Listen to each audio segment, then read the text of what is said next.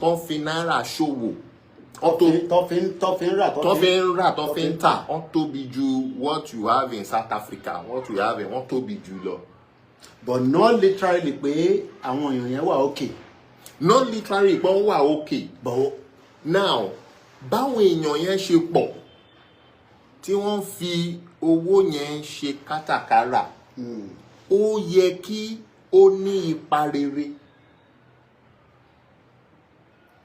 Ó yẹ kó ní ipa rere. Now ìjọba ìlú yẹn tó ń control owó yẹn ló máa jẹ́ kó ní ipa rere. Bàbá ti sọ wípé Yoruba Nation Movement have highly sophisticated Yoruba youths working on this thing. So some people think that àwọn tó bá ti ń ṣe Yoruba Nation làwọn tó kọ̀kọ́ra sórí social media tó ń sọ̀rọ̀ àwọn ẹni Yoruba Nation àbí ẹ ò mọ àwọn tó ń ṣe Yoruba Nation rárá ẹ ò mọ wọn. So our first fire mo kí bàbá wa Chief Sunday Igboho Adéyẹmọ Sunday mo gbàdúrà pé Ọlọ́run á wà pẹ̀lú wọn àti Ọlọ́run lè ní fi wọ́n sílẹ̀. Bẹ́ẹ̀ mo kí bàbá wa Professor Emeritus Adébánjí Stephen Akintoye. Àwọn ni Grand Commander of the Order of Yoruba Land, GCYN. So bí ipò tí Ọlọ́run gbé wọn sí kò ní yẹ̀, and bí ìrìnàjò actualization Yoruba Nation ṣe ń lọ àti àwọn tó jẹ́ ọ̀tá lọ́tún ọ̀tá lósì, Ọlọ́run ti ṣe wọ́n ní olórí. Mo gbà ní àdúrà wípé wọ́n máa borí. And gbogbo àwọn tí wọ́n dìde bí ọlọ̀tẹ̀ sí wọn ni wọ́n máa wá tẹríba níwájú wọn ní àṣẹ Èdùmàrè. Ẹ kí tó mọ̀ pé ti wà lórí ètò ẹ̀ náà rí ẹ gbàgbé ni mo pé àwa mídíà pọ̀ Yoruba Space TV. Oh, Yoruba Space TV. Mo kí yín o, ẹ kú iṣẹ́ takuntakun àti bàbá yìí bàbá what's his name? Ó máa ń gbé program yìí báyìí. iSyn TV yín náà. iSyn TV yín náà ni. Akíyè o, ẹ kú iṣẹ́ takuntakun. iSyn TV yín náà. Ọlọ́run á wà pẹ̀lú yín, á wà pẹ̀lú gbogbo wa. Ẹ ṣé. Let's go straight to it, Bishop. Nǹkan mẹ́ta ló ṣe pàtàkì. Béèyàn bá ní òun fẹ́ jẹ́ ìlú, nǹkan mẹ́ta yẹn náà ló tún ṣe pàtàkì. Tíyàn bá wà nínú ìlú tí ó lè ṣe àkóbá àti àdábá. Security, finance, identity. Mo fẹ́ ká sọ̀rọ̀ lórí finance yẹn náà. Torí finance yẹn náà ni ó jẹ́ nǹkan tó ṣe pàtàkì tó lè enhance security. Identity kò ṣe fowó rà, àmọ́ wọ́n lè fi owó fi ṣe àkóbá fún bí a ṣe rí àwọn Fúlàní wọ́n ti infiltrate wa, kódà wọ́n fi owó ra ilẹ̀ wa. Bishop, wọ́n ń lo owó wọ́n fi ń ra ilẹ̀ wa, wọ́n wá tún àwọn làwọn nílẹ̀. À ń gbọ́ ẹ̀rí show pé àwọn Ìgbò náà ra ilẹ̀ wa, wọ́n fi owó rà. Kódà mo rí fídíò kan tarákùnrin yẹn sunkún pé ọmọ Èkó lè gbé l'Èkó mọ́. Template ti wà pé kó tó bẹ̀rẹ̀ Nàìjíríà ní 1960 ọdún méjì ni wọ́n fi prepare Central Bank. Yes. Ẹ̀rí show. Tá bá wá ń sọ̀rọ̀ nípa Ruba tí òǹtẹ̀tẹ̀lé látọ̀dọ̀ bàbá wa, torí ọ̀pọ̀lọpọ̀ a máa ní bàbá wa Professor Akintoye Òmùpẹ̀, irọ́ nìyẹn. Sọ ẹni tó bá ní bàbá Òmùpẹ̀ wọn ní láti pe bàbá, irọ́ nìyẹn. Kí ni impact of protecting Yoruba? Torí àwa ní Yorùbá ta fi kúrò ní Nàìjíríà, owó wa wà nínú Nàìjíríà, a fi protected. Owó tó ṣì ń bá ní Nàìjíríà nínú àwọn báńkì wa náà ó ní àwọn impact tó ń reflect. Mo fẹ́ ká tètè kọ́kọ́ sọ̀rọ̀ nípa finance part of this movement, nípa ká tọ́jú owó wa pamọ́. Option oríṣiríṣi ló wà. Àwa kọ́ lè sọ fún àwọn èèyàn pé ilé ti wà ń bẹ̀ gẹ́gẹ́ bí wọ́n ṣe ń prepare Nàìjíríà ní 1960 tó fi create central bank kò wá tẹ̀ tó wá ń ṣe ilẹ̀ Nàìjíríà lọ ti create central bank UK ni but eléyìí táwa ń create ní sìn. Àwa irú ilẹ̀ wa ni àwa ni. Ẹgbọ́n sókè Bishop. Thank you very much. Now, first, àwọn èèyàn wa need a lot of orientation about economy. Now, what is economy? And the tools of economy, and what we call the ecosystem. Now, just like we have carpenter. Carpenter is abstract. If mo ti sọ òyìnbó. Ọlọ́run máa gbà. Carpenter. Program kan dẹ̀ wà máa sọ òyìnbó. Bishop máa jẹ Ruba yín lé lo. Tẹ bá ti ń sọ òyìnbó, máa kọ òyìnbó tẹ bá kà. Màá wá kó lè tẹ̀, máa kó papọ̀. Èmi lè sọ òyìnbó, máa rí Ruba. So àbí sáwọn èèyàn wá fara sílẹ̀ pé tí Bishop máa ti sọ òyìnbó, a máa kọ sílẹ̀ pé ìdajì Ruba nìyẹn. Thank you. Okay. Now, economy has what we call ecosystem. Ecosystem ni àwọn èèyàn tí wọ́n wà lábẹ́ ọrọ̀ ajé yẹn. Economy ni ọrọ̀ ajé. So, economy ọrọ̀ ajé ó dàbí carpenter. A ò lè di ọrọ̀ ajé mú. Bẹ́ẹ̀ ni tá bá rí carpenter, a ò lè di carpenter mú. But ó ní tools, ohun èlò tí ọrọ̀ ajé ń lò ṣiṣẹ́. For example, carpenter ń sìn tools tó máa bá fi ṣe furniture yín, òun ni hammer, saw, pinches and co. Those are the tools of a carpenter. A dẹ̀ fi ṣe furniture work. Economy, one of the tools is currency. Economy itself is abstract. Tàbí ọrọ̀ ajé fúnra rẹ̀ kì í ṣe ohun tá a lè gbà mú báyìí. But tools, ohun èlò tí ọrọ̀ ajé ń lò fi ń ṣiṣẹ́, òun ni owó. Owó jẹ́ ìkan owó. Now, àwọn èèyàn tí ọrọ̀ ajé yẹn tí ó ní ipa lórí wọn, influence, ipa lórí wọn, they are called the ecosystem. Òun náà ṣe ní pé Nigeria has the biggest economy in Africa. They are talking about the ecosystem. Àwọn èèyàn tó ń bẹ nínú ẹ̀. Tó ń bẹ nínú tó ń ná náírà. Tó ń fi náírà ṣòwò. Tó fi ń tà. Wọ́n tóbi ju what you have in South Africa, what you have in wọ́n tóbi jù lọ. But not literally pé àwọn èèyàn yẹn wà okay. Not literally pé wọ́n wà okay. But now, báwo èèyàn yẹn ṣe pọ̀ tí wọ́n fi owó yẹn ṣe kátàkárà, ó yẹ kí ó ní ipa rere. Ó yẹ kó ní ipa rere. Now, ìjọba ìlú yẹn tó ń control owó yẹn ló máa jẹ́ kó ní ipa rere.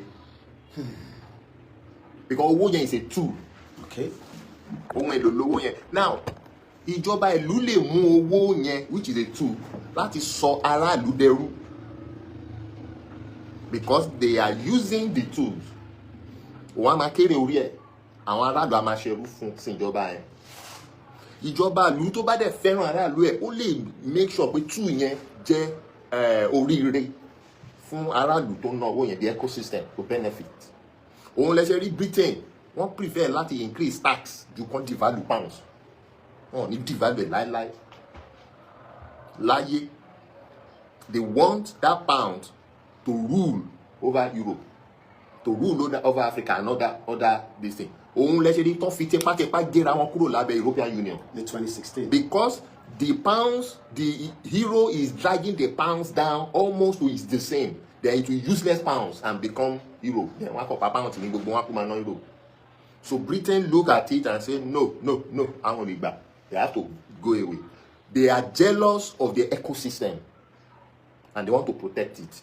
Because more ọrọ̀ to dawa fún wọn. They are not selfish people.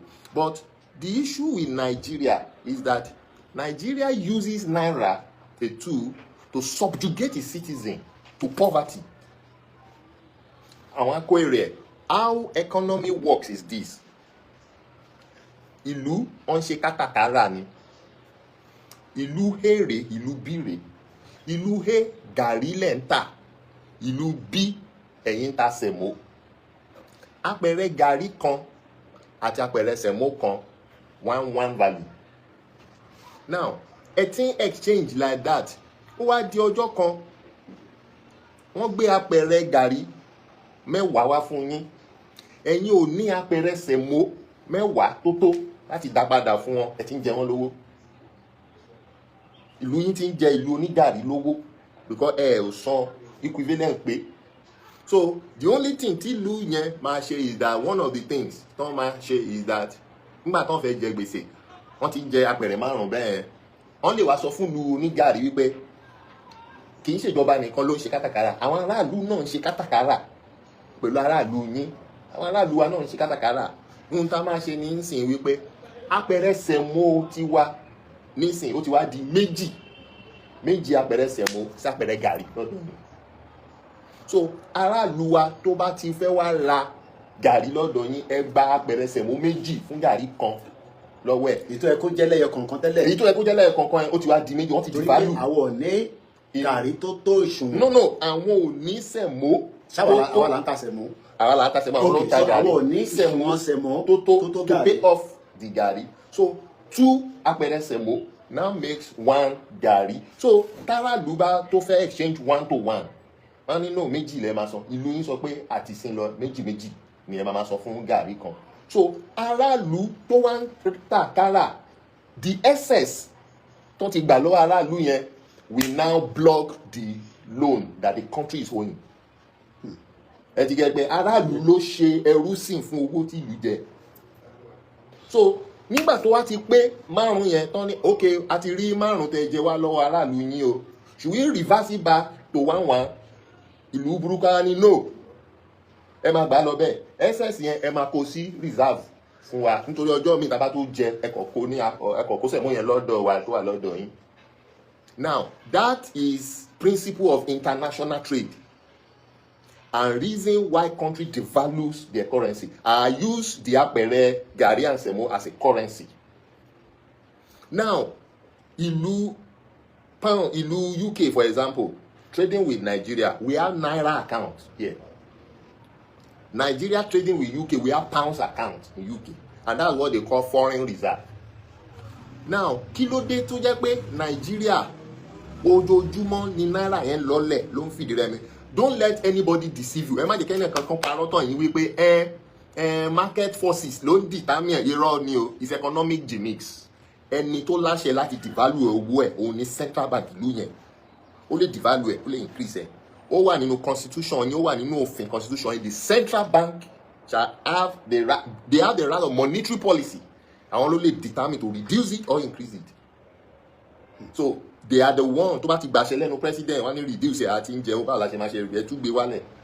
Now how come tó jẹ́ pé naira was once stronger than dollar in some years? How come tó jẹ́ pé láti ìgbà yẹn naira dẹ̀ ń lọ́lẹ̀, dollar ń lókè, naira ń lọ́lẹ̀, dollar ń lókè?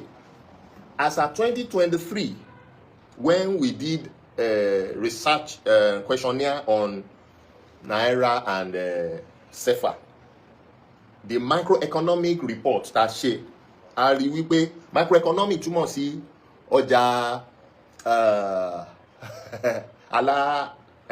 aládàáni is a big something kékèké àwọn olókòwò kékèké olókòwò kékèké à ń tata, à ń ta irú, à ń ta tomato, à ń ta ẹ̀fọ́, àwọn ọjà kékèké wọn they contribute 75%. Microeconomic contribute 75% of national growth.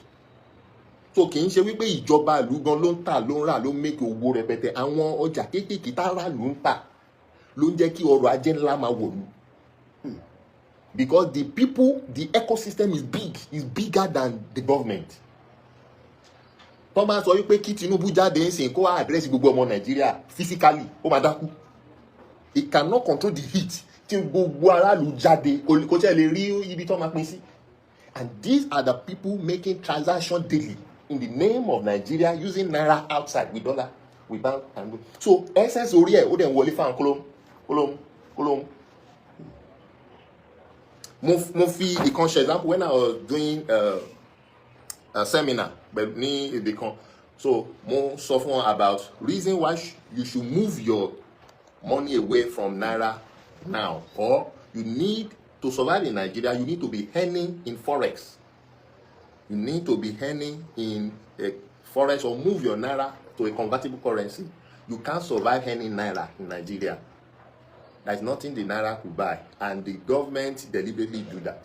Tinubu said it. That is bringing the reducing the purchasing capacity of the people and adding to the tax. Wọn mọ ẹni tó fún ní economic ní and àwọn èèyàn pàtẹ́wọ́ fún wọn mọ túmọ̀ tó ń sọ ni wípé agbára fún àwọn èèyàn láti lè rí nǹkan rà òun á reduce ẹ̀. The power of purchase. òun á já wálẹ̀ ẹ̀dẹ̀ ń pàtẹ́wọ́ òun á tún gbé tax lẹ́yìn lórí yíbo lẹ́ ti fẹ́ rí san. So he said that people are clapping. It shows when Nigerians are largely illiterate. I'm so sorry. Largely illiterate. You forget the certificate. I'm a professor. This professor too. Kilo refiche. I don't understand. So more explain from nínú hall yẹn. So he come out today. Ó fẹ́ wà Nigeria patriotic. Only. Is there no any alternative to only share and keep his money in naira and still make profit? As I want to share that naira and they are doing big and money one only so àṣírí fún ẹ. Ṣé Dangote ò ní dollar account?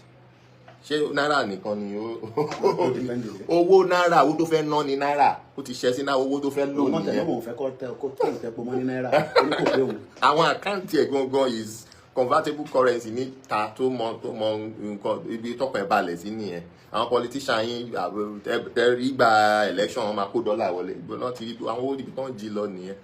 So I'm now telling people that now economy has gone beyond 20 years ago.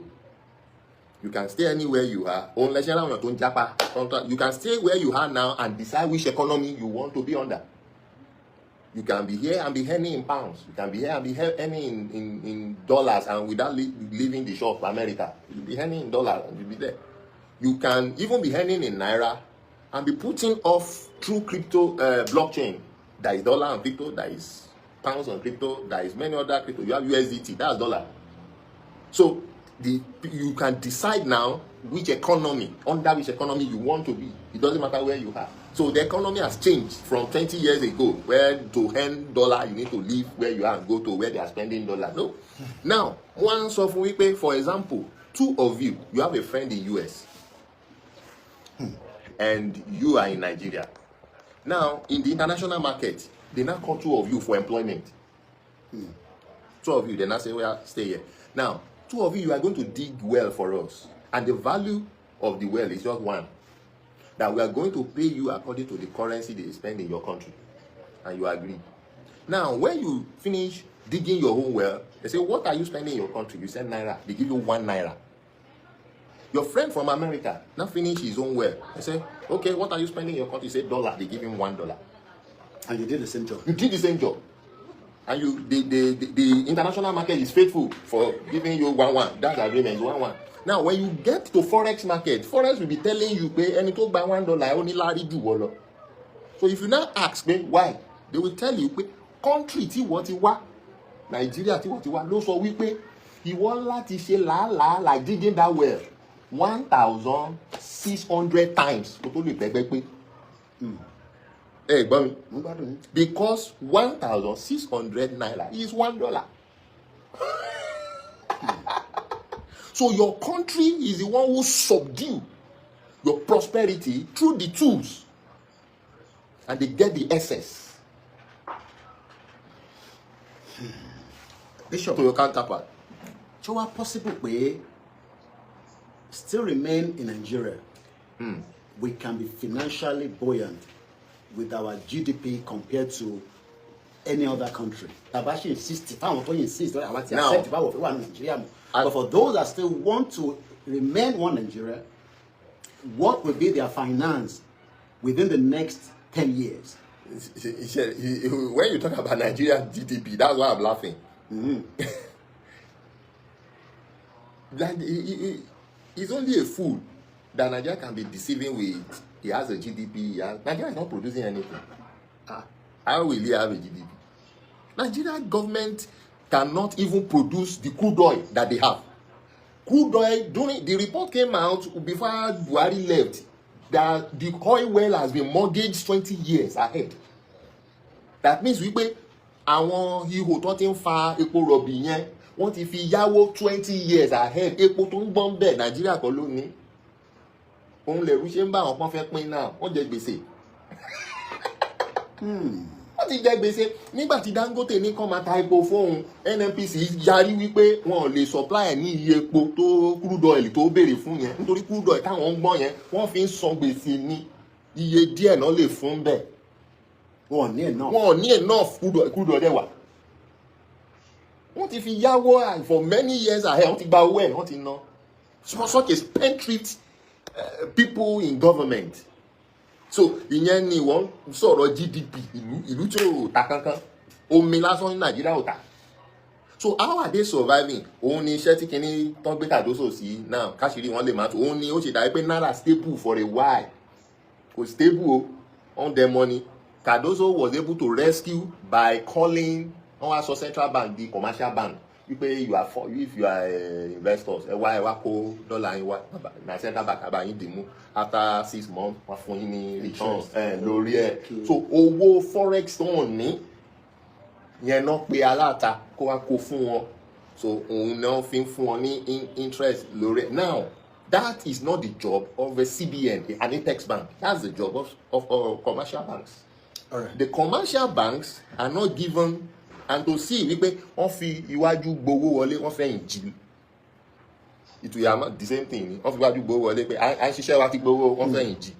In the sense that the commercial banks are the ones tó yẹ kí wọ́n kó forex fún.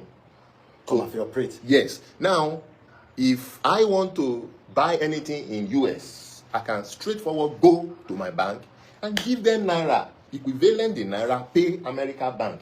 Tí báńkì tó because báńkì abẹ́ Nàìjíríà ó ń lo API central bank dẹ̀ ni ó ní control lórí náírà. So ìwọ ló tẹ náírà fún wa, náírà ẹ̀ là ń ná, mo fẹ́ ra nǹkan ní orílẹ̀-èdè míì tó ná owó mi.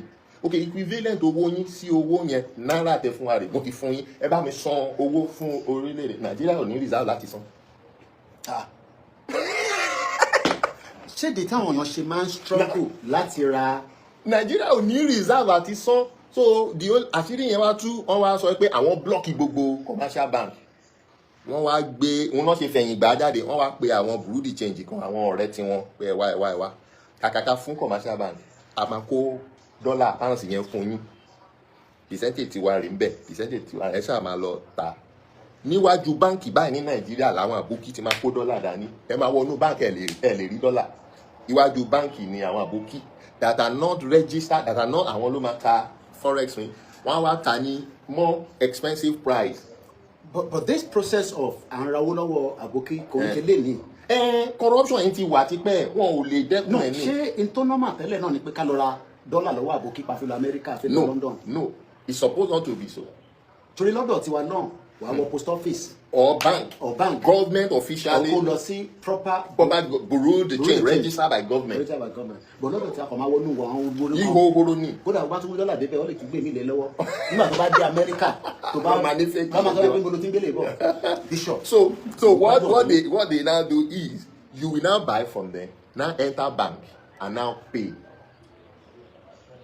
Before, and that shows that you will have a domiciliary account. Before bank will now transact that through some international financial agencies that will help you move it there. Which that is the job of central bank. The central bank is supposed to have that reserve. Once the bank message central bank, I'm transacting so country. The officials in central bank will use the foreign reserve and pay because wọ́n ti gba náírà wọn padà and pay, but they don't have it. So the central bank has been paralyzed. They are paralyzed. What they are doing is, ó dà pé ilé tó ti wó kàkà kẹ́ wó palẹ̀ kẹ́dẹ̀ tún mí kọ́ ẹ wá lọ paint ẹ̀ panel beat ẹ̀ paint ẹ̀ ilé tó ti wó wọ́n kí ni ẹ máa ní ṣe ìjọ to deceive people pé ẹ rí pé fine àwọn tójú ẹ̀ bá fọ́ náà máa ní ó fine gba àwọn tó mọ òótọ́ wá wò pé ẹ̀ máa ṣe kí ni ẹ̀ ṣe yẹn fún ẹ wé yóò ti wó náà.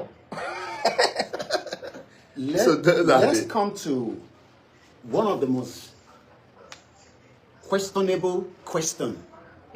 Táwọn èèyàn máa ń béèrè ni pé ẹni ẹ fẹ́ gba country, ẹni ẹ fẹ́ kúrò nínú country, owó wo lẹ fi ná ìyẹn àkọ́kọ́ àti pé ǹjẹ́ owó tẹ fi ná yìí ǹjẹ́ ó ti wà níbì kan torí pé ẹ̀rí lè ná náírà mọ́ bóyá ní at immediate or at interval lọ́mọ máa ní ẹni tó ní náírà kó dá padà wá kó wá fi gba owó ilẹ̀ Yorùbá. Now àwọn ọ̀jọ̀gbọ́n wa ní ẹ̀yin tí ẹ̀ ń ṣe Yorùbá nation yìí tí a bá kúrò ní Nàìjíríà owó wo ni òṣìṣẹ́ máa ná owó wo láráàlú sì máa ná nígbà tá a bá ti exit Nàìjíríà àti reason tí mo fẹ́ kẹ́kọ̀ọ́ fi bẹ̀rẹ̀ pẹ̀lú Nàìjíríà ni pé fáwọn tí wọ́n sì wà gọ́lẹ́kù pé future kan wà nínú finance Nàìjíríà àti sọ yẹn ìyẹ́kọ́lá torí ẹ̀ jókòó àwa kọ́ ní analysis Nàìjíríà àwọn tó ń ṣe analysis wà lórí mainstream media wọn lọ́hùn but èyí tó jẹ́ àwọn ọmọ Yorùbá lógún tí mo fi wá yín wáyìí torí mo wá yín wá ni mo wá yín wá torí a máa ń rí lórí fọ́nrán ni but mo wá yín wá ni pé bẹ́ẹ̀ bá tẹ̀lé fún wa ní gbogbo background torí a fẹ́ gbé gbogbo ọ̀rọ̀ síta oyè yín but ìjọ possible pé a lè kúrò ní ìlú kan àti pé kí ni process finance wa then mo wá fẹ́ kẹ́ bá wa gbé wá pé àwọn tí wọ́n sì ń sọ pé kò lè possible tó lè ṣe lórí ọ̀rọ̀ Yorùbá nation nìkan because n tó ń ṣe Nàìjíríà pọ̀ àmọ́ tí Biafra fi ṣe pẹ̀lú Nàìjíríà báyìí owó àwọn àgbẹ̀ wà nínú Nàìjíríà Bishop ẹ̀gbọ́n mi mo gbọ́ yín tẹ́ ẹ̀ mọ̀ tí Haúsá gan fẹ́ ṣe báyìí owó wa dẹ̀ wà nínú bank àmọ́ tí ìjọ fẹ́ ṣe kódà àmọ́ tí Nàìjíríà gan lè ṣe wait a ti gbọ́ pé àwọn báńkì kan wá ọkọ̀ fọ́lọ̀ owó àwọn èèyàn kọ̀ lọ gbẹ́m ẹlòmíì àtàtà gbogbo lọ bẹ́ẹ̀ Bishop ẹ̀ máa wà ṣàlàyé tá a bá ní láti extend ẹ̀ sí 1 hour more mind torí pé a lè má tún láǹfààní torí rally ń bọ̀ àṣìbọ̀ níbẹ̀ yẹn eléyìí kẹrì ó gbọ́dọ̀ clear kó lè wà documented mo dẹ̀ dúpẹ́ pé aláǹfààní àti rí yín. Now thank you very much ẹ ṣé. Now number one owó orílẹ̀-èdè Yorùbá gẹ́gẹ́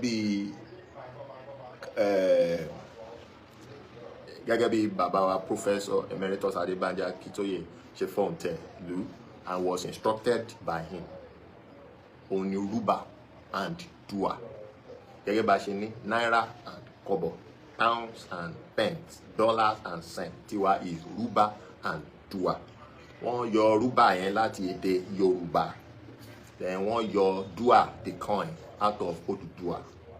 Now all that did not start from me. Ó láwọn àgbààgbà kan tí bàbá gbéṣẹ́ fún tán ṣiṣẹ́ lórí yẹn. You can mention names. Even Mama wa Janet Fachakin was among those who worked akọlọba fún tán ṣiṣẹ́ lórí yẹn. Pastor Kebiorun, many others ọ̀pọ̀ bẹ́ẹ̀ yẹn Prince Ọmọọba Ajose and many others àtàwọn kan ní Canada gbogbo wọn. So there is a committee that did work on that and submit. Now we came in from when we want to execute, because you can when you want to build a house you have an architect. Secondly, you buy a land, then you call bricklayer. Bricklayer is the one that will look the architect work and now execute and construct according to the plan. So what we are executors, we are investors, we are businessmen coming in to effect the plan that has been on ground with Baba Professor Banji Akintoye. Tí bá gbọ́ yín dáadáa. Yeah. Bàbá fáwọn kan jọ. Yeah. Wọ́n gbé task fún wọn bẹ́ẹ̀. Wọ́n parí task yẹn. Bàbá dé approve. Ó wá need the next. Now the next stage ni àwa come in to execute the. Bòkúló wá dé ẹ má bínú tó yẹ pé àwọn èèyàn máa wá ní Bishop ẹ̀yin nìkan ni kí ló dé àmọ́ yín níbo lẹ́yìn ti jáde. No ọ̀run ni mo ti sọ̀rọ̀ àtẹ̀wọ̀rọ̀ ni. Àgbàdo ní Bishop. Nǹkan tí ò bá yé àwọn èèyàn kò yé wọn náà nìyẹn, and I don't owe anybody apology. Nǹkan tí màá sọ ni call Baba Akintoye, that's all. So if you call Baba Akintoye, that's all. So what happened is that during Emefiele time. Yí owó ọ̀dà lówó. Òun ni mo ṣe sọ fún yín pé Nigeria uses its tool to punish the citizen, cover the citizen. If you remember what happened during Emefiele time. Ẹ bá wa summarize torí àwọn kan ti gbàgbé ní tó ṣẹlẹ̀. Ìyà ti bá wọn lára mu. Ẹ má jẹ́ ká sọ bẹ́ẹ̀. Wọn táwọn èèyàn ń bọ́ra sí ìhòhò nínú báńkì. Bishop jẹ́ ìsúnkún. Mo wà ní Nàìjíríà, ìyá kan rìn lọ ó dẹ̀ ṣubú sínú bọ́tà.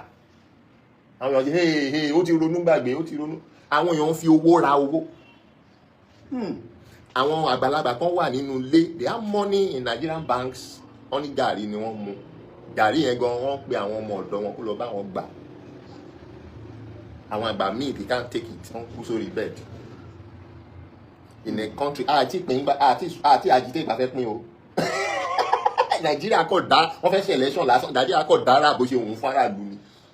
And you rely on such a country to give you a tool that will bring prosperity to you. Ẹ wo gbogbo owó tí Emefiele rí lórí náírà. Òun ló institute stamp duty to be percentage. Stamp duty were never to be percentage. Stamp duty is a fixed amount and only on current account. Ìwọ tó bá ní business account tó ń lo check. Emefiele ló sọ pé on all accounts, either current, savings or anything, kò wá ṣe fixed account, ó wá gbé percent sí, only 2.5% on every inflow. On every inflow, go send 1,000 sẹ́nìkan nínú Nàìjíríà kò lè pé 1,000 tó máa wọ bẹ̀. Now, gbogbo charges yẹn from all over Nigeria in a day. Can you count amount of money tó ń wọlé through the bank? Gbogbo yẹn central bank ń fa kò remit ẹ̀ fún government because the government himself is illiterate of what is called economy. Òun ló ń divert gbogbo ẹ̀. Owó tó wà lọ́wọ́ máa wọn ò lè gbà tán. That man ẹ̀ ọ̀ lè gbà tán. Ó keep owó títí ó keep sọ́wọ́ àbúrò ìyàwó ẹ̀ gbogbo àwọn ọmọ ẹ̀ gbogbo abroad ó kó gbogbo ẹ̀ down ó kú lọ sọ́hùn. Then he decided to punish Nigerians by saying he want to change the color. Ìyẹn náà fi fa owó ni. Nígbà tẹ́ lọ fi owó print owó iye kéèyàn fi 1,000 kéèyàn lóun fi print 200 naira. Ẹ gbọ́ mi. Mo fẹ́ print owó fún yín o. Wọ́n á mú 1,000 wọ́n á fi print 200 naira. Ṣé margin yẹn tally? Ṣé o short ìdàbò gain? Ó mú 1,000 naira ó fẹ́ lọ fi print owó jáde nígbà tó máa print 200 naira ní gbogbo tó fi 1,000 print. That's what he did. Now, so time gbà yẹn, it was a terrible time. I think that's when Baba had to call me and discuss wípé a ní iṣẹ́ owó wa ńlẹ̀. It's called Ruba and Dua. Báwo la ṣe lè ná? So because a ò tí agitate pé a fẹ́ break away, we are not at the edge of break off. Eléyìí ń ṣẹlẹ̀. Tá bá ti wà ní edge of break off ńkọ́? Nigeria ma one school yín. So we need to, so this is an eye opener that we need to have our legal tender functioning. So and I said that's right. There are two ways. Nothing no work. You can spend through crypto network, which is blockchain network. You can also spend through a fiat currency. Now, a fiat, wọ́n tó ń pè ní fiat ní owó paper tẹ́ ẹ̀ mú dání abẹ́ ìjọba central bank ìlú tó ń ṣàkóso ẹ̀ tó ń print ẹ̀ ló wà. Òun ni bí náírà yín ṣe wà yẹn kò kọjá Nàìjíríà. Tó bá máa dé Benin ẹ máa change ẹ̀ ní sí sefa. Nítorí ní àwọn Benin à ń kó yẹn àwọn ní central bank tó ń ṣe àkóso fiat tiwọn tó ń jẹ́ sefa. Yeah. So bẹ́ẹ̀ náà ní UK pounds ní tiwọn. O lè ná náírà lọ́hùn. Bẹ́ẹ̀ náà ní America dollars, China gbogbo ẹ̀ ìlú oníkálukú. Now so orílẹ̀-èdè Yorùbá a fẹ́ gbà ni a ò tí ì gbà so a ò lè ná fiat. Wá tàṣì wà nínú struggle. Tàṣì wà nínú Nàìjíríà. A ò lè ná fiat. So but what about crypto network? Now that boils that way a lè ná through crypto network because the crypto network is global and is legal. So kò sí lábẹ́ Nàìjíríà. Kò sí lábẹ́ Nàìjíríà, kò sí lábẹ́ ìlú kankan. Abẹ́ ẹ̀yin ìlú ẹgbẹ́ àbí organization tó gbà yẹn ẹ̀yin control it. Okay? So nígbà tó dẹ̀ jẹ́ pé Yorùbá self-determination ló ní Ruba ló gbé project yìí kalẹ̀ á gbà fún yín. Then another thing is owó yìí ọ̀nkàn gba network owó gbé jẹ́ wọ́n máa block ẹ̀. Ó dàbẹ̀ tó lọ ra sim phone tó kọ̀ ra sim yẹn tí ó lò tó gbé wọ́n máa block ẹ̀ ẹlòmíì máa gba number. So tá a bá ti gbà institution yẹ kó wà tó máa bẹ̀rẹ̀ láti máa ná owó yẹn, you need to prepare your ecosystem. Gbogbo ọmọ Yorùbá is ecosystem. Ẹ̀rẹ̀ ti ṣàlàyé fún wa tẹ́lẹ̀ pé ecosystem ni àwọn èèyàn tó wà lábẹ́ ọrọ̀ ajé yẹn. So àwọn ọmọ Yorùbá is the ecosystem. Anybody also can open, but the target audience is the ọmọ Yorùbá. That's the ecosystem. And number 2, ọmọ Yorùbá fún káàkiri gbogbo àgbáyé. So the blockchain network fits into the service. So it's not restricted under one country. It's anywhere you are in the world, you can spend the Ruba to go anywhere to enter. Oh, bá wà lọ Australia and send Ruba séyàn ní kìnnà wọlé ẹsẹ̀kẹsẹ̀. Now tó bá fẹ́ ṣe burúdi change sí owó ìlú fiat níbi tó wà, that's when we create a WhatsApp where you contact the bank and they will do the exchange for you. Remove your Ruba, pay you either in pounds. We pay now in pounds, in CFA, in Naira, in Euro. Now, American nìkan ló block dollar. The last time that dollar will stop it. So that's how we gather ourselves, investors, to join ọmọ Yorùbá. We muscle out money, raise out money. Aláwọn media tó bá polówó tó ń ṣiṣẹ́ lórí ẹ̀, Ọmọlúkà, wọ́n ṣiṣẹ́ Yèyé Dára, wọ́n ṣiṣẹ́ lórí ẹ̀, Àrólé 1010, wọ́n ṣiṣẹ́. So these 3 media are very strong in working on Ruba, and Koiki Media. And just an expo, Koiki Media now have a Ruba bank also, KAO Virtual Bank. So, and Bubelama Fi Honwa. So these are the, but when we got the network and the service, the network that was first available is dollar for us. And based on microeconomic analysis and questionnaire, I submit, don't feel fun wa at owó ton gba to fi ṣe deposit. That's our reserve deposit, exchange deposit. They call it exchange deposit because it's not yet a country. About the country central bank wa our open account in one gbowó síbẹ̀ is called foreign reserve. But for now it's an institution. So it's not yet a country, it's an institution. So it's called exchange deposit. So owó yẹn ni ó ń jẹ́ kí Ruba kó máa yí padà sówó mi bá ṣe ń change to any other crypto or BTC ni o any o ma convert and you can convert others to Ruba. So now how nǹkan táwọn kan sọ is that how do you get the value to be $12? Number 1, we are the tools of economy, which is Ruba currency, was fathomed to do strictly 2 jobs. To bring Yoruba people out of poverty that Naira has president, to bring them out. Number 2 is to create is a stable currency, to create a good standard of economy for Yoruba person. And that's the reason any country tí owó ìlú ẹ̀ bá strong, investor máa wá bẹ̀. Because wọ́n mọ̀ wípé ibi báyìí tí bá ń ṣiṣẹ́ ń bẹ̀, tí bá ń gba owó ìlú wọn, tí bá gbówó yẹn jáde lọ sí ìlú ibòmíì rẹpẹtẹ ló máa di. Òun làwọn èèyàn ṣe ń jápa ní Nàìjíríà lọ sí abroad, lọ sí ibi tán ti máa ṣiṣẹ́. Èèyàn tó fún American sìn ó lè send just few dollars sí Nàìjíríà, kó dé Nàìjíríà á di rẹpẹtẹ. Rẹpẹtẹ òun kò tó ra nǹkan. You can't cheat nature or economy. Rẹpẹtẹ ó kọ̀ pọ̀ ní kò tó ra nǹkan. How much is a bread tí èmi nìkan lè jẹ? Is 1,500. 1,500 a bread in Nigeria. Tèmi nìkan lè jẹ. Okay, a liter of fuel in Nigeria is 1,200 naira. Okay, in UK, what is the highest currency in UK in pounds? 5 pounds. Now, say 5 pounds in left in 1 liter of fuel in UK. No. Now, Nigeria. The highest currency in Nigeria is 1,000 naira. That 1,000 naira cannot buy a liter of fuel. It's 1,200.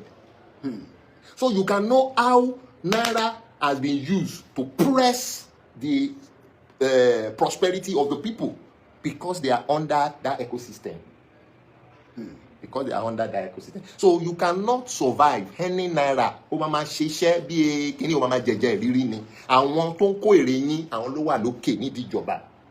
Now, so Ruba, when they finalize and confirm our report to them, they found out what we supply is true.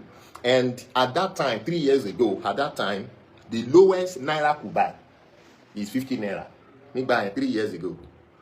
That is sugar DD, sweet, NIPA 50 naira. But now it's 100 naira. But as at that time, we factor it out, the lowest naira could buy is 50 naira. Not even 1 naira, not 2 naira, not 5, not 10 naira, not 20 naira. It's 50 naira, the lowest naira could buy, lowest commodity. Now, if a new money is going to be introduced to take the people out of that poverty, the lowest of that currency should start from the lowest naira could buy. So, the lowest of our currency is half dua. I mean, be half kobo, half dua, 1 dua, coin. So we now, that's why initially half dua was placed as 50 naira. Then 1 dua becomes 100 naira. And 100 dua makes 1 ruba. So 100 times 100 naira gives you 10,000. That was the reason 1 ruba was 10,000 naira 3 years ago when we started.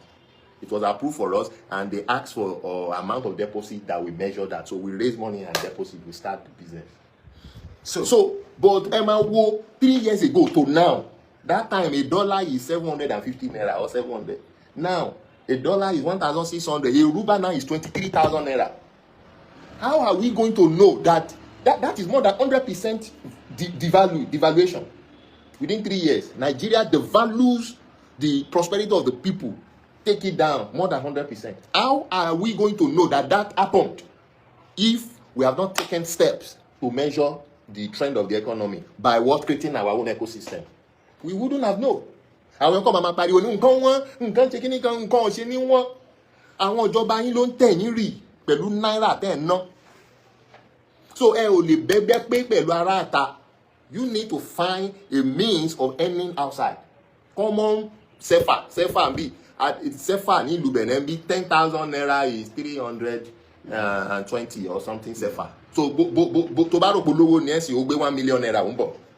Tó bá ti wọ Benin wọ́n máa fún ẹ ní 320,000. Bishop. And the prices of commodity is the same. Okay. In tí mo fẹ́ fanfa náwọn tó ń gbọ́ wa mo ti get the reason let it sorry. They agbọ́dọ̀ ní preparation látara pé agbàgbà fi exit. Àwọn tó jẹ́ the critics of this project pé kí Yorùbá ní our own structure, even if it's not perfect, torí àìtí lè ṣe àìlè lọ ṣe báńkì kan nísìnyí ká gbé sínú Nàìjíríà káwá ní rúrú Ọlákúnlé whatever, it's possible. Even as the Koiki media, we can't operate fully in Nigeria right now. No. We have rules, you know that. We have rules. Our banki don't know about to be man. Now, we have rules. They are all on virtual. Yes, but the near future, when we have they're going to create an high street bank. Yeah. Okay, so now, why do we have our critics? What gen to our in the movement? So I want to believe in the movement. And the same people, whether in the diaspora or Yoruba land. Oh, there's in Yoruba land, diaspora no. Okay, we have PayPal. Is an individual that owns it. Yes. Has become a virtual bank of its own. Yeah. Because I have used PayPal 27 years of my life living in the UK. Mofin Raja, Mofin Taja, Mofin Bowo, Mofin Sonwo. Yeah. Right? Now, we have all these tap, lengthy, apart from even the Western Union and the West, and all the ones that we've known before. And these are private virtual banks that are operating. They are now operating in Nigeria because Nigeria is not a country. Yeah. Why then are we of critics against Ki Yoruba no any template to mama operate parallel to our exit by the same people that say they want Yoruba Nation. They want Yoruba Nation. So now, thank you very much. That is a clear answer to the hypocrisy. We have a lot of people parading themselves as agitators of Yoruba Nation, but they are liars. They are political frontiers. They are liars. It doesn't matter if you have seen them standing with Chief Igboho. They are looking for recognition. They are liars. Because any Toban fair or mineral orílẹ̀-èdè Yoruba, we do all it takes to make sure that, and that's why I don't bloody care.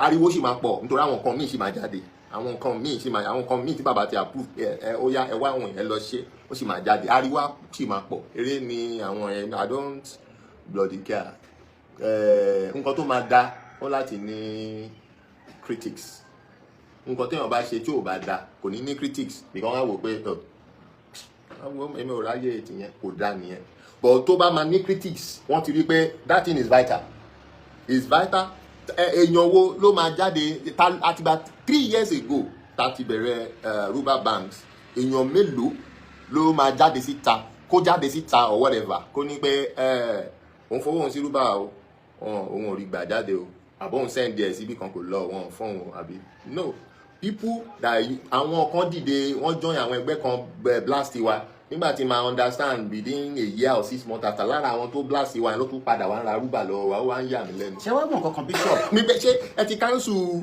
ẹgbẹ́ because at that time they were kò yé wọn so Ọlọ́run tó wá explain ẹ̀ fún wọn láì ṣe mi á explain ẹ̀ fáwọn tó kù tó ṣe ń criticize. ẹ jẹ́ kí n sáré fún wa ní fanfan àwọn èèyàn wa how Virgin Atlantic became an airline today. Richard Branson was making his way, I believe, in 1980 or thereabout. On the Virgin Island, or one of those islands, on the British Airways. Ode Airport. Òun àtàwọn tó jọ fẹ́ travel àtàwọn other customers. British Airways messed one up. One of the flight was full. Àwọn náà ni wọ́n book gbogbo wọn, ọwọ́ gbé àwọn kan. Okay. Ó dẹ̀ nìkan fóun ní blackboard pẹ̀lú pen. Will you travel with me to Virgin Island to go for $25? Ó wá bẹ̀rẹ̀ sí gbé káàkiri airport. That same day. The market is this thing. And right there and there, she bought one leftover. Ó dẹ̀ tún wà cheaper. Yeah. One can say that. What he did was he chartered an airline, a private jet at the airport. Yeah. And that private jet was $2,000. And he made his money and pay the service. While they were on airborne. Oh, what else? If I can do this, I can continue. That is Oshiwa vital, Oshiwa fast. I will do a program on it later at the appropriate time. This was what brought the Virgin Airline. So when I go back again to after Yoruba Nation, Yoruba Nation now. Yoruba Nation hoo-ha. Media. And yet, we are projecting our finance away from Naira. Yeah. Naira. It is still a spending currency. So far, Nigeria is here. It's still existing. But we are saying that let us start our ecosystem among ourselves. Let's run it. And we are having heavy critics on it.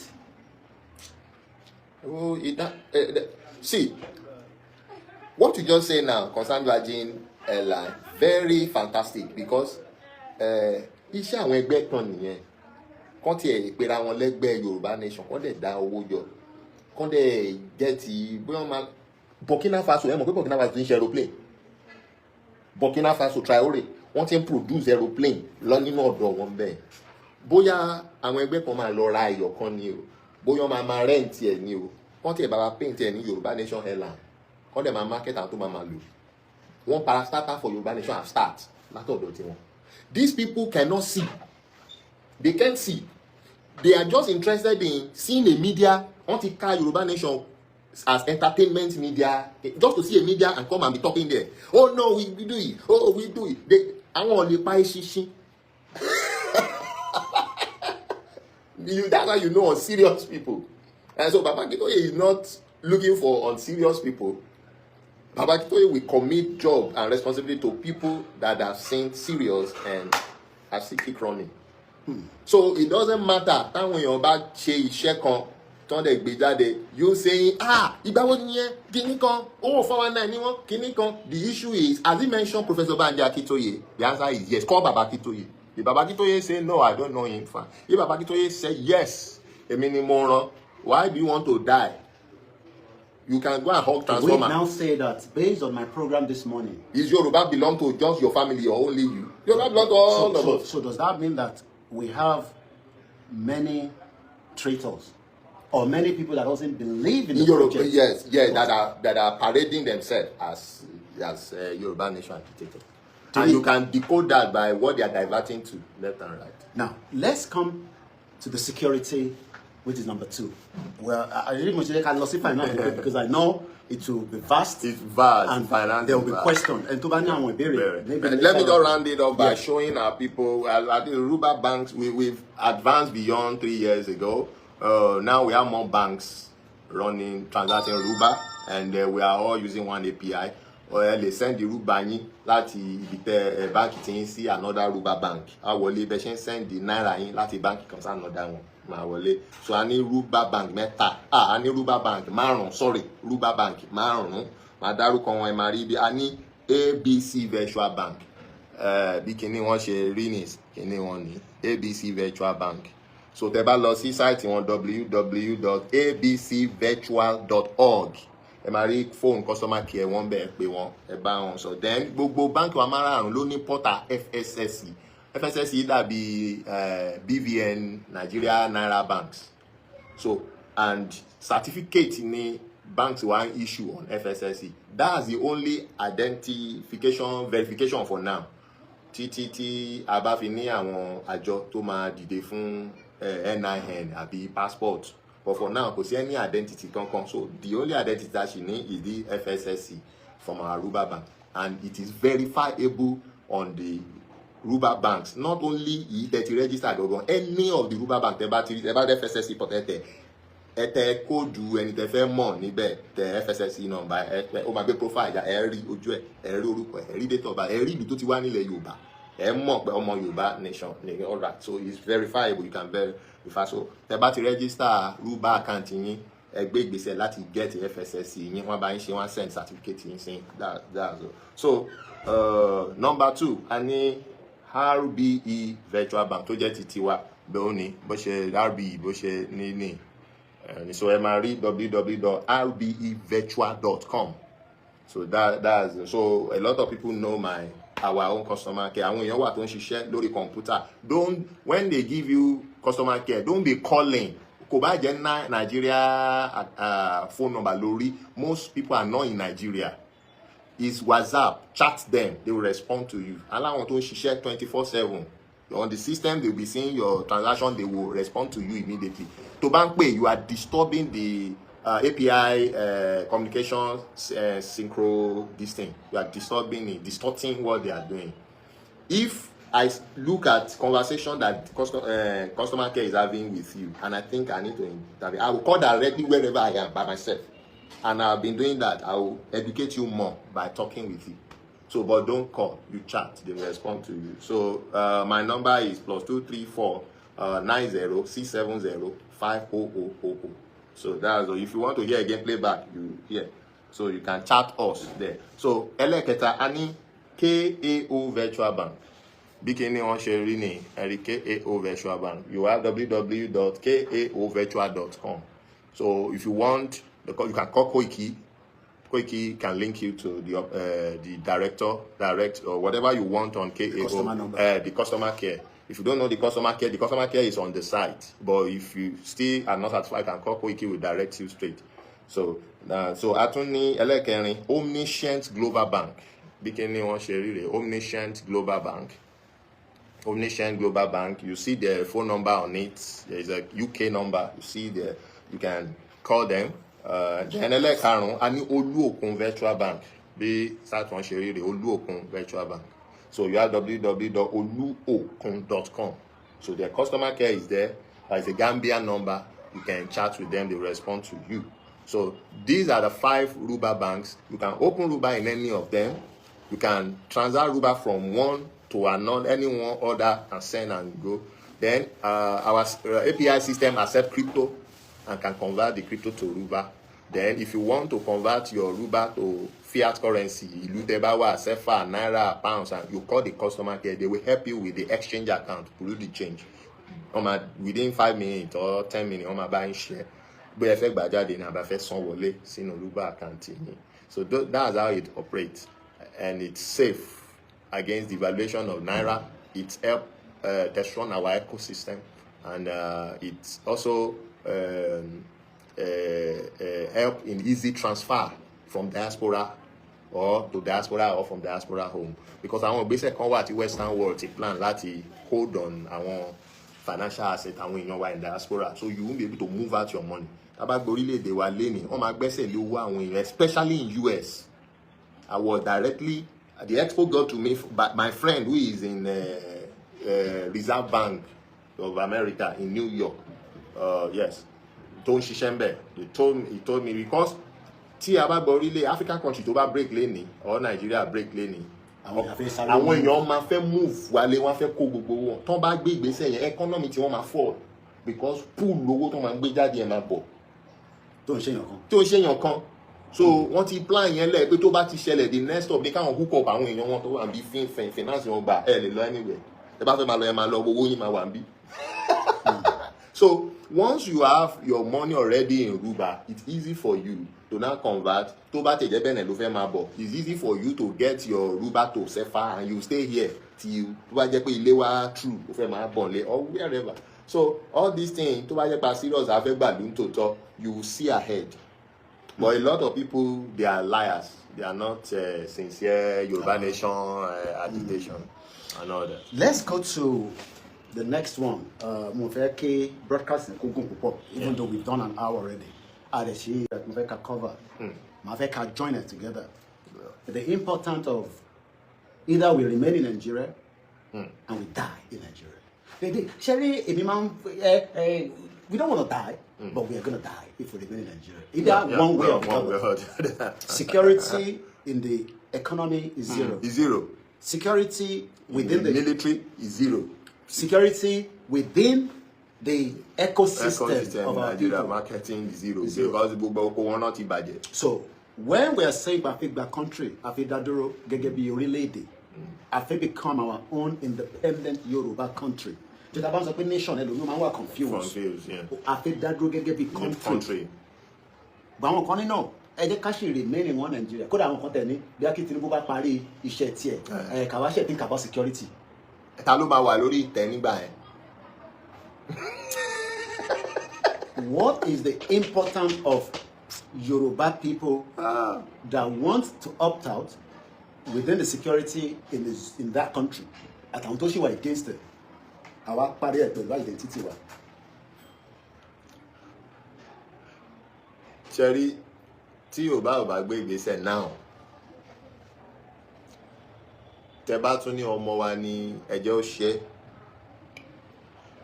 ẹ sì lè survive no matter how bad the economy is. Ẹ sì lè survive Tinubu till the next 4 years again, no matter bad the economy. Ẹ bá máa get $1 as 40,000 or 50,000 naira to $1. Ẹ sì lè survive. Ṣẹ́rí tí nọ́tánà bá fi lè gbẹ́sẹ̀ lé orí oyè ní after Tinubu, gbogbo wọ́n máa rò wípé ilẹ̀ Yorùbá yìí Somalia. Keto go further. The World Bank came out and said Nigeria now has the #1 malnutrition children, and we are not at war according to àwọn kan. Sudan gan tí mo rò pé bẹ́ẹ̀ ló máa ní ó wà malnourished kò sí ní #2. Yorùbá ya ọ̀lẹ, àwarawa ni a máa ń legun mọ́, and it's because that àríra wa Yorùbá people are very, and àwọn Fúlàní ti ń rí àrísà yẹn pé this generation are lazy type, but it's not this generation. What will happen soon, and it's not the crowd.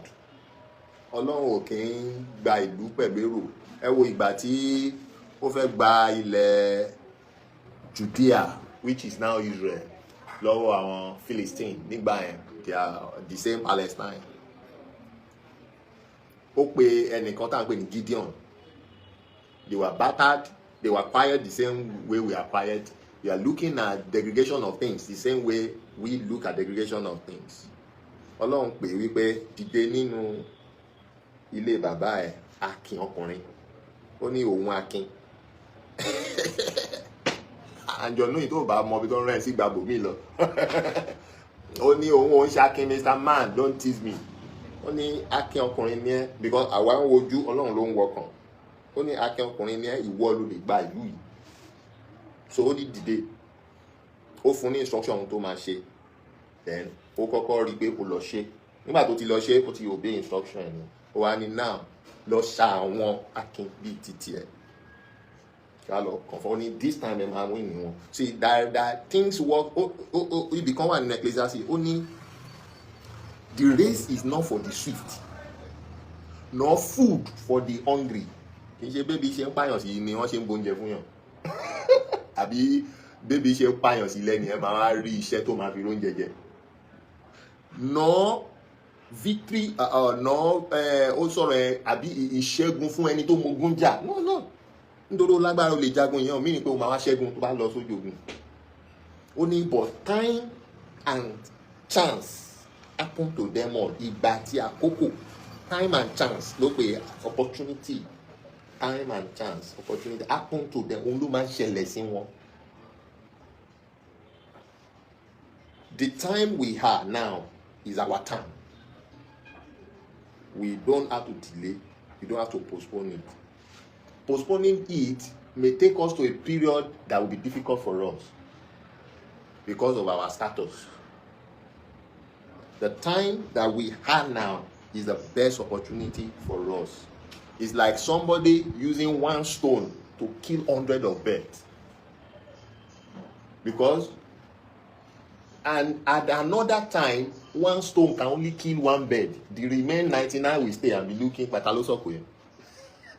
But at another period of time, that one stone can hit one and the rest, by the shock, and they will fall and die. So it's time and chance that happen to things. This is our time and our chance. We have to act now. Not looking at those who are afraid. Majority of people are talking nonsense because they are afraid. Yorùbá ya ọ̀lẹ gan, wọ́n lè join ní kọ́jọ pariwo, a fẹ́ o, a ò gbà, a fẹ́ o, a ò gbà, okay, ẹ ò gbà, kí lẹ máa ṣe, a máa dábẹ̀rú ni, okay, tí one person bá dìde pé màá lọ dábẹ̀rú, ẹ máa ráhùn tó ní àfẹ́ ọkàn kan máa sápadà ní pé ó máa ti lọ dàrú pé ò sí bẹ́ẹ̀ o. That's Yorùbá. But if it is two that want to stand, now is the time.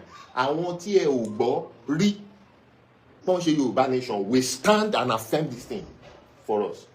Àwọn táwọn tí ẹ gbọ́ rí, tọ́wọ̀n jáde rí, tọ́wọ̀n sọ pé Yorùbá nation going on, tọ́wọ̀n tẹ́lẹ̀ tí ẹ mọ̀ rí, they will stand in support and do the same thing and we all go. This is the time. So I don't want to go to spirituality and all that. That's why Baba is talking about your identity. Get it down now. Àwọn Fúlàní gan mọ̀, náà ṣe infiltrate ní, náà ṣe lọ ń jorúkọ Yorùbá, náà ṣe ń pera wọn lórí kìíní kan Yorùbá. And there was an evidence. I did video content ní Fúlàní ní nígbà mo jẹ́ Bọ́lájí. Look at that. Àwọn èèyàn rí fídíò yẹn evidence yẹn wà. Fúlàní oúnjẹ Bọ́lájí. So they are doing that so that if what need to be actually be and will break, they want to stay in Yoruba land. That's the purpose. They want this place. They want to stay in Yoruba land. They want to be with you and do anything with you. So we are not saying, okay, you can't be with us, but you can't mix with us. We will track you, take your DNA, take your everything. We identify ourselves. That's why that FSSE, if you are not Yoruba, you can't get it. If you like, go and put your face. And if you are, we have coded it. It's track your left retina, your DNA. To o bá ń ṣe ọmọ Yorùbá, especially tó bí sórí ilẹ̀ Yorùbá. Ó máa mú ẹ á disqualify ẹ. Àwọn ọmọ tó sì jẹ́ wípé ọmọ Yorùbá ni wọ́n, DNA Yorùbá wà lára wọn tó bí sí ìlú bòmíì. Ó sì send comment. A máa sì pè wọ́n wípé kí ló ṣẹlẹ̀? Are you sure you are Yorùbá? Lẹ́ni ẹ bẹ́ẹ̀ ni, but I was born in California or I was born in okay. They will brush it over all. Come on, this so Baba ti sọ wípé Yoruba nation movement have highly sophisticated Yoruba youths working on this thing. So some people think that àwọn tó bá ti ń ṣe Yoruba nation làwọn tó kọ̀kọ́ra sórí social media tó ń sọ̀rọ̀ àwọn ẹni Yoruba nation àbí ẹ ò mọ àwọn tó ń ṣe Yoruba nation rárá ẹ ò mọ wọn. The identity to close this, is very important. Shall they remain in one Nigeria? Can they protect identity? We can't protect our identity staying inside Nigeria.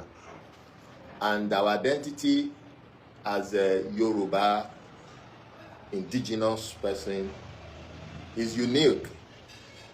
our facial look is different. Àtẹ̀rí fídíò bàbá wa ṣe fi gbòó ní Germany lánàá. Ó ní ìlà ojú òun passport identity. The tonation, the way we pronounce and talk is different. So you can't get it twisted. So bọ́n Fúlàní ò bá máa jẹ́ Ọlátúnjí kò jẹ́ Fúlàní kò máa sọ̀rọ̀ a máa listen a máa mọ̀. But nevertheless, that's through skepticism. We are not functioning by that. We are functioning through high-tech identity system. It may start with FSSE, but you won't know what may come out tomorrow, because I will not talk on that. Something very powerful is cooking, and it will come out. Thank you. Kato dágbére fáwọn èèyàn wa after this 1 hour 30 minutes, just within the next 5 minutes, àwọn èèyàn ní ṣé rally ló kàn, ṣé rally ló máa fún wa ní country, àti pé ṣẹ́yìn lè máa declare dé ká máa ṣe rally. Kí ló kàn tí ò bá kan rally? Baba Akintoye ma announce when it's time, and whatever Baba say we should go and do, we will do that. That's all. We leave the rest to go. Because about Nigeria kò ṣe.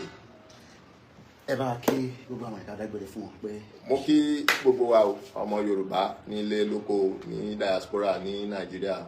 So Abolon wà pẹ̀lú wa. There is only one leader, Professor Emeritus Adebanji Akintoye. Then you follow Chief Sunday Igboho Oòṣà.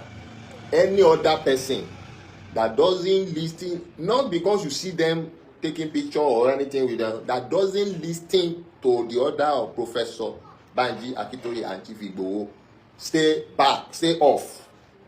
We have a lot of people infiltrated now. Tinubu ti gbowó fáwọn èèyàn. Kíá tó bá ti jẹun ìní tó ti yó wọn kíá ọ̀la tó la bá tún dé wọn tó ajáde. Yorùbá nation.